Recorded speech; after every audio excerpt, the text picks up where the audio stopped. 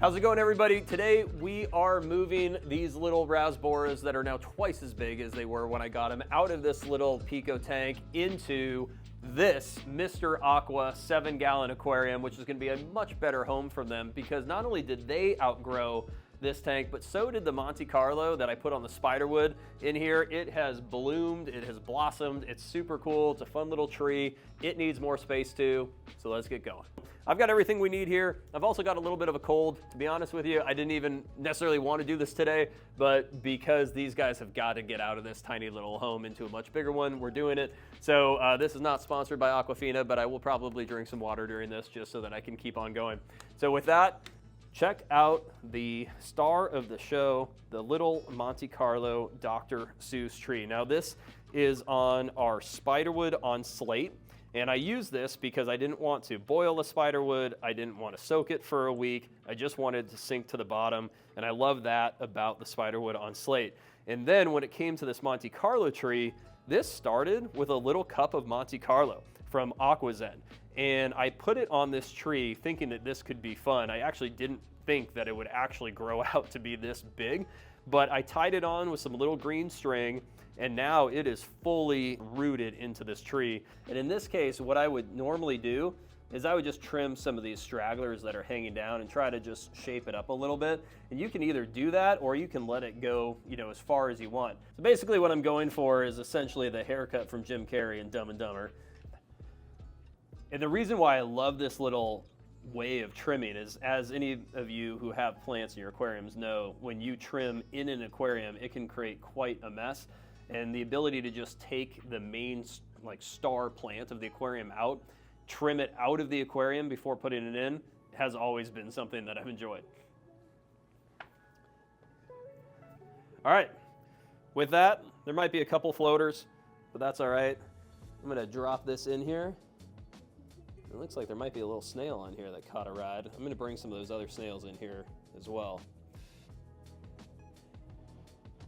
So I'm just gonna settle this in. Okay, so what's cool about the spiderwood on slate is that it will hold down your spiderwood, but you typically want to bury the slate after you do that. So I'm just coming in here and adding a little bit more of this gravel from Carib Sea so that I can cover that up. And as I'm doing this, if you have a little cup like this, like a beaker, one of the things that's nice, if you get these little plant leaves caught in places like this, just put the cup next to them, dip it down a little bit, and you essentially just vacuum them all up. They just go. Now that we've got the tree all settled, these rasboras are looking even bigger than I thought that they were. If you're not familiar with catching fish, and if you're new to the hobby, the one thing that you gotta be real careful of is that you don't try to swat at the fish with the net. You just slowly follow. You kind of go where they go. You can use, see right there? What I wouldn't have done right there, and what I didn't want to do is when he started to freak out, I didn't also freak out and chase him and try to catch him. You just be patient. Just move the net around and you will find a spot in which they basically just gently end up in the net, and you don't have to actually do anything extra to get them there, like this. So I'm not even gonna try to get that other guy, and I'm gonna let that guy go. I'm just gonna take this one. I'm just gonna put him in here and go back for the next one. These next two.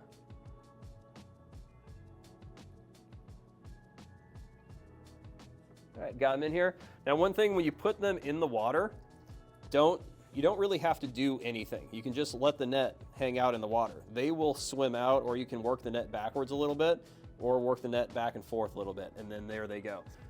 Okay, let's start the drip acclimation. Now, if you're new to this, the reason why you want to use something like this, which is super easy to use and pretty cool, is because despite the fact that actually the temperature between these two aquariums is pretty similar, especially because we've been heating and acclimating this one, or I should say cycling this one, you want to drip acclimate between the two so that the fish that you've just captured in here that you're transferring can get used to the temperature, number one, pH, super important, so they don't experience a huge pH swing, but also the hardness of the water as well.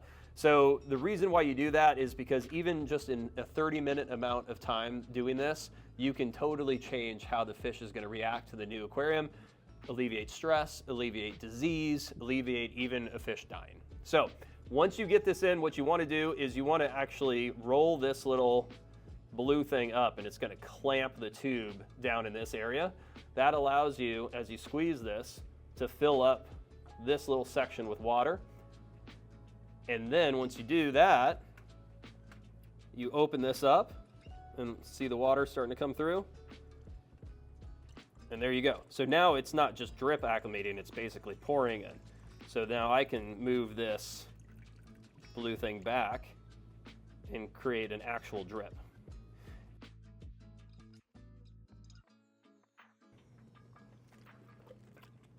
I'm gonna make it.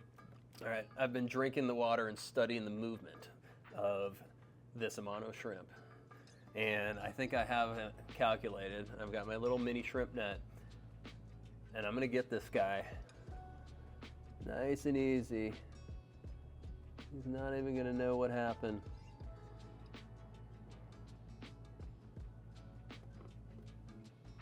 That's right. All right, come on over here. Same deal. He can find his way out. There he goes. All right, now that the family's all together, we're going to take the S. repens out of here, which these guys also started as just one tissue cup. So just to set the stage, there's only 2 little tissue culture cups worth of plants in this entire aquarium. And when you get S. repens as a little tissue culture cup, you can break it up into little pieces like this that I ultimately planted. These have grown like huge trees, and I've trimmed them back and trimmed them back. And every time I trim them, they continue to come back even stronger. Take a look at how big the roots are and how long the roots are on S. repens. That's legit. So what I'm gonna do here is I'm just gonna give these guys a little bit of a kickstart, and I'm gonna trim the roots back. I'm also gonna do that because it's going to help me plant them in the new aquarium, because the truth is, it's hard to bury all of these roots. It's easier to cut them back, spurt some growth from doing that, and then have the new roots find their way under your gravel instead of you trying to stuff it like that. So I'm just gonna give them a snip like this, and these guys are going to grow nice and strong. Now, on that Monte Carlo, there's been a lot of roots that were growing down, and I just trimmed them, and there was no problem with that. It all grew back. So I know it's scary to trim the roots. Don't worry about it. It's going to be fine. All right. So to find a little home for these, I think right now I'm just going to go in the back corner, and I'm going to tuck this in, bury the roots under the gravel as best I can, and they will find their way from there. Now you may be asking yourself, why am I not moving the aqua soil over here? And the truth is, because it would be a mess. Anybody who's ever moved aqua soil, especially from a seeded tank where that soil's been in there for a while, just don't do it. It's one of those things you'll do once, because it is a mess. So also, just trying to make a little bit more of an affordable, I'm gonna get this leaf out of here. Just trying to make a little bit more of an affordable setup, right? So we're moving to this tank, which is under $100. We're using 2 cups worth of plants, tissue culture wise. We're using gravel, which is more affordable than aqua soil. And just trying to show you guys that you can make a more affordable, really cool setup at home. We do have one thing that we got to take into account, which is these S. repens are root feeders, which means that we are taking them out of that soil where they were getting their nutrients. We're putting them in gravel where they will get no nutrients. So the way we're going to handle that is we're going to put in these root tabs. Now what's cool about these root tabs is these guys are going to last 2 months. Now some root tabs you have to replace every 4 to 6 weeks, but these have a little bit more of a slow release. So if I put these anywhere within about an inch or so of the plant, these will slowly dissolve, and they will give the roots of that plant everything that it needs. You do just have to remember to come back with these every 2 months and replace that root tab so that that plant can continue to grow strong.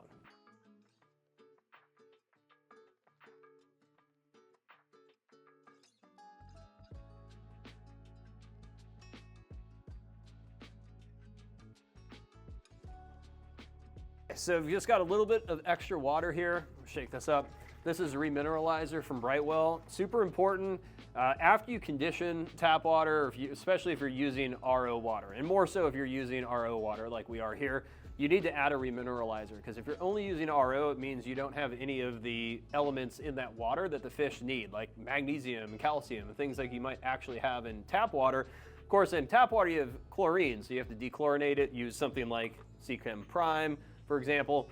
But with just straight RO, you don't have the chlorine problem, but you do have the loss of those other elements. You don't need too much for something this size, but you also don't need to worry too much about going overboard with it either. So now that I've got that, I'm gonna stir it up here. I'm gonna get this in the aquarium as well and fill up the extra water that we need, and I'll just pour it straight on top of my tree.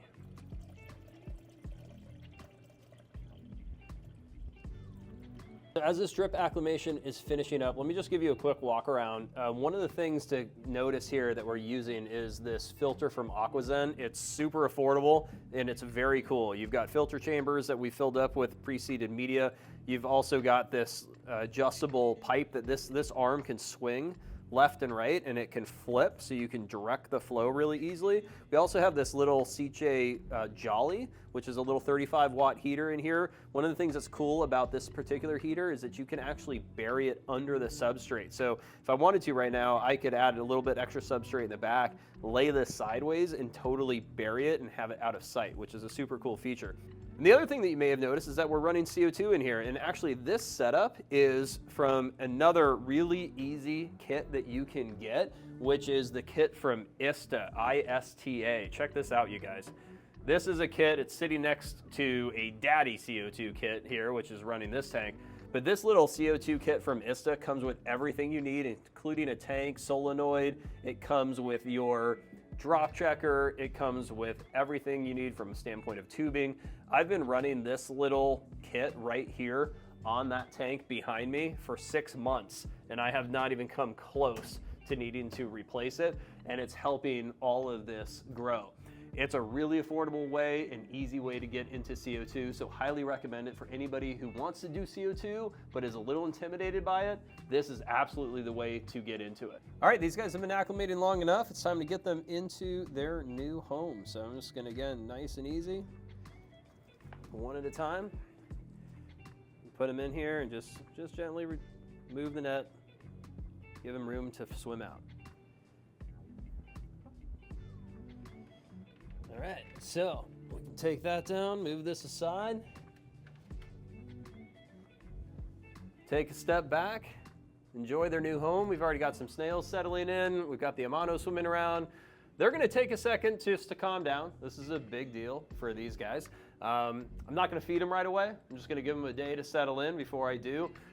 Typically, they won't eat right away. That's just gonna be wasted food, more ammonia and things like that you're gonna add into your tank, so just no need to do it. Give them a day to settle in, and watch for algae. Adjust the light accordingly, watch for algae, adjust the CO2 accordingly if you're running CO2, and just pay attention to the activity of the fish right away when you do a tank move like this. Look for signs of stress. If they're gasping or if they're getting any white spots on them, you can do some ick treatment. Make sure you're testing your water and make sure that all the parameters are staying safe. But after that, you should be good to go.